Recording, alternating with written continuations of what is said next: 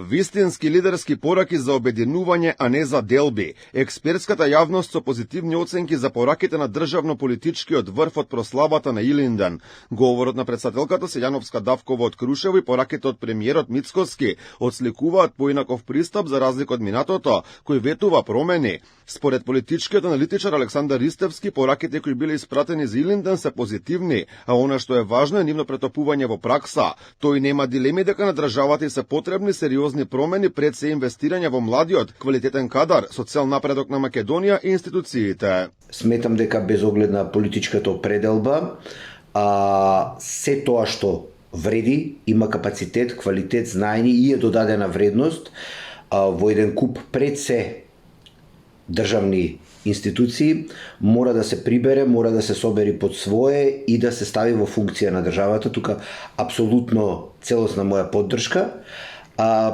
Дефинитивно мораме да поработиме на санирањето и отстранувањето на корупцијата и институционалната корупција што ја има низ годините. Силјановска Давкова порача дека државата мора да се стреми кон членство во Европската унија, но порачува дека ниту тие во моментов не се имуни на кризата со лидерство и демократскиот дефицит. Според неа Македонија треба да оди кон неу, но без историска ревизија, туку според мерит системот, односно постигнувањата. Ристевски вели дека на овој начин председателката упатила силна порака до одредени европарламентарци, кои што се однесувале како да живеат во 19-тиот, а не 21-виот век. Еден куп представници токму на таа Европа живеат длабоко во минатото и дека дефинитивно Европа треба меѓу другото и на себе да поработи.